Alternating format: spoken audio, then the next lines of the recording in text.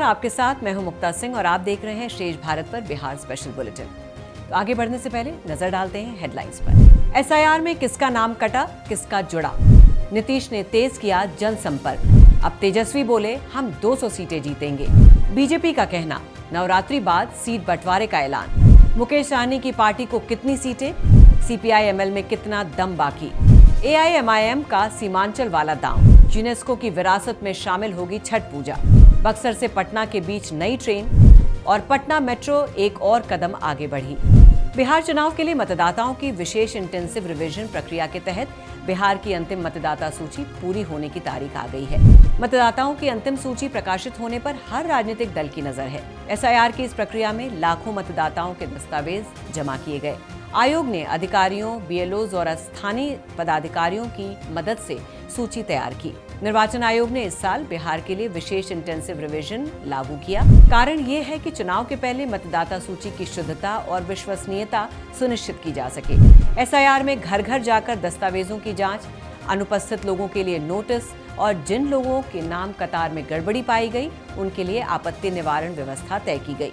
चुनाव से पहले अंतिम सूची का प्रकाशन एक अहम मोड़ है। स्थानीय राजनेता और पार्टियां इस सूची पर खास नजर बनाए हुए हैं, क्योंकि कुछ जिलों या सीटों पर मतदाता संख्या के मामूली परिवर्तन भी नतीजे बदल सकते हैं।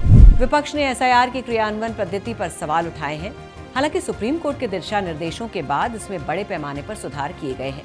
विधानसभा चुनाव नजदीक आने के साथ ही चुनाव आयोग ने तैयारियों की समीक्षा बैठक की। मुख्य चुनाव आयुक्त ने साफ किया कि इस बार चुनाव पारदर्शी और निष्पक्ष होंगे। उन्होंने अधिकारियों को सख्त हिदायत दी कि आचार संहिता लागू होने के बाद किसी भी तरह की लापरवाही बर्दाश्त नहीं की जाएगी। जानकारों के अनुसार बिहार चुनाव देश भर में सबसे अहम माना जा रहा है, इसलिए आयोग भी पूरी सतर्कता बरत रहा है। बिहार में विधानसभा चुनाव से पहले यात्राओं का दौर तेज है। मुख्यमंत्री नीतीश कुमार ने पटना से जनता संवाद यात्रा की शुरुआत की। इस यात्रा का मकसद आगामी विधानसभा चुनाव से पहले जनता से सीधा जुड़ना और उनकी समस्याओं को समझना है। नीतीश कुमार ने कहा कि राजनीति में विश्वास की सबसे बड़ी ताकत जनता होती है। वो गांव-गांव जाकर लोगों की बात सुनेंगे और समाधान भी देंगे। इस मौके पर जेडीयू के कई वरिष्ठ नेता मौजूद रहे। राजनीतिक जानकारों का मानना है कि ये यात्रा नीतीश कुमार की सियासी जमीन को मजबूत करने का बड़ा प्रयास है। बिहार विधानसभा में नेता प्रतिपक्ष तेजस्वी यादव ने दावा किया है कि 2025 के विधानसभा चुनाव में महागठबंधन 200 से ज्यादा सीटें जीतेगा। तेजस्वी का ये दावा अमित शाह के उस ऐलान के बाद आया है जिसमें शाह ने कहा था कि एनडीए राज्य में 160 से ज्यादा सीटें जीतेगा। तेजस्वी यादव ने कहा कि जनता बदलाव चाहती है और नीतीश कुमार की सरकार से पूरी तरह से निराश हो चुकी है। बेरोजगारी, महंगाई और भ्रष्टाचार को लेकर तेजस्वी ने सरकार को घेरा। महागठबंधन में आरजेडी, कांग्रेस और वामपंथी दल शामिल हैं। राजनीतिक विश्लेषकों के अनुसार तेजस्वी की ये बयानबाजी उनके कार्यकर्ताओं में जोश भरने के लिए है। बिहार भाजपा ने विधानसभा चुनाव को ध्यान में रखते हुए जन विश्वास अभियान की रफ्तार तेज कर दी है। भाजपा नेताओं का कहना है कि नवरात्रि खत्म होते ही एनडीए में सीटों का बंटवारा हो जाएगा। बीजेपी अपने संगठन को गांव-गांव तक मजबूत कर रही है और ज्यादा से ज्यादा सीटें जीतने के एजेंडे पर काम कर रही है। विकासशील इंसान पार्टी यानी वीआईपी के प्रमुख मुकेश सहनी ने कहा कि महागठबंधन में सीट बंटवारे पर अंदरूनी बातचीत अभी जारी है। आरजेडी और कांग्रेस के बीच सीट को लेकर तालमेल, जाति समीकरण और स्थानीय दबदबे पर विचार होना बाकी है। कई बार ये बातचीत आखिरी पलों तक टिकी रहती है ताकि अधिक से अधिक सीटें साथी दलों को संतुष्ट करते हुए सुरक्षित की जा सके। सीपीआई-एमएल ग्रामीण इलाकों में काफी मेहनत कर रही है। बिहार के वामपंथी दल भी चुनाव की तैयारियों में जुटे हुए हैं। सीपीआई-एमएल ने राज्य में बदलाव मार्च शुरू किया है, जो गांव-गांव जाकर गरीबों और मजदूरों की समस्याओं को उठा रहा है। पार्टी महासचिव दीपंकर भट्टाचार्य ने कहा कि सरकार किसानों की अनदेखी कर रही है और युवाओं को रोजगार नहीं मिल रहा है।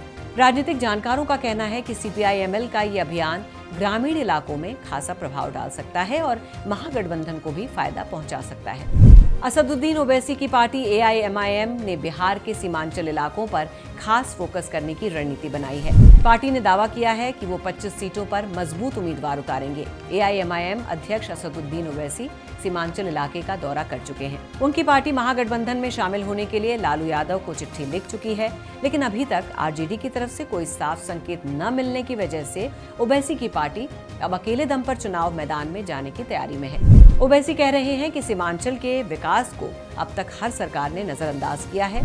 राजनीतिक विश्लेषकों का कहना है कि अगर AIMIM को सीमांचल में सफलता मिलती है तो महागठबंधन और NDA दोनों का समीकरण बिगड़ सकता है। प्रधानमंत्री नरेंद्र मोदी ने रविवार को अपने मासिक रेडियो कार्यक्रम मन की बात के 126वें एपिसोड में एक बड़ा ऐलान करते हुए कहा है कि केंद्र सरकार छठ पूजा को यूनेस्को की अमूर्त सांस्कृतिक विरासत यानी इनटैंजिबल कल्चरल हेरिटेज सूची में शामिल कराने की दिशा में काम कर रही है। पीएम मोदी ने कहा कि ये कभी स्थानीय परंपरा रहा पर्व अब एक वैश्विक उत्सव बनता जा रहा है। उन्होंने जोर दिया कि जब छठ पूजा को यूनेस्को की सूची में शामिल किया जाएगा तो दुनिया भर के लोगों को इसकी दिव्यता और भव्यता का अनुभव करने का मौका मिलेगा।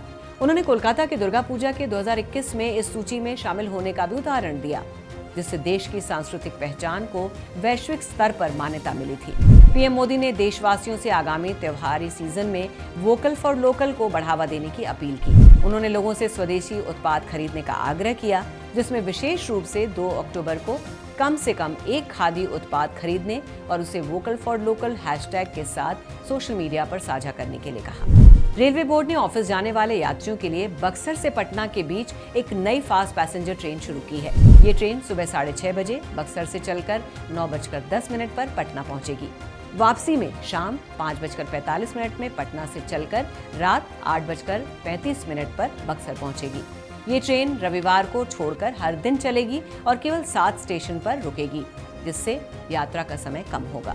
और अब एक ऐसी खबर जो पटना वालों के लिए बड़ा तोहफा है। शेष भारत ने पिछले हफ्ते ही आपको पटना मेट्रो का काम पूरा होने की खबर दी थी। अब इसमें कुछ और प्रगति हुई है। 29 सितंबर को पटना मेट्रो का अंतिम ट्रायल सफलतापूर्वक पूरा हुआ। मेट्रो रेल सेफ्टी कमिश्नर जनक कुमार गर्ग की टीम ने तकनीकी जांच की और इसे हरी झंडी दी। अब उम्मीद है कि अक्टूबर के पहले हफ्ते में नवरात्रि के बाद मेट्रो सेवा शुरू हो जाएगी। शुरुआत में ये सेवा 4.5 किलोमीटर के ट्रैक पर चलेगी, जिसमें पाटलिपुत्र बस टर्मिनल, 0 माइल और भूतनाथ जैसे 5 स्टेशन शामिल होंगे। न्यूनतम किराया 15 रुपए तय किया गया है। ये परियोजना पटना के लोगों के लिए एक बड़ी सौगात साबित होगी। इस अंतिम ट्रायल के सफल होने के तुरंत बाद मेट्रो के उद्घाटन की तारीख का ऐलान किया जा सकता है। उम्मीद है कि पटना के लोगों को नवरात्रि के बाद अक्टूबर के पहले हफ्ते में मेट्रो की सुविधा मिलनी शुरू हो जाएगी। तो ये थी बिहार से जुड़ी कुछ खास खबरें। ऐसी खबरें देखने के लिए आप जुड़े रहिए शेष भारत के साथ। चैनल को लाइक और सब्सक्राइब करना बिल्कुल भी ना भूलें। नमस्कार। श्रेष्ठ भारत पर खबरों से जुड़े रहने के लिए चैनल को सब्सक्राइब और लाइक करें, बेल आइकन दबाएं और देखते रहें श्रेष्ठ भारत।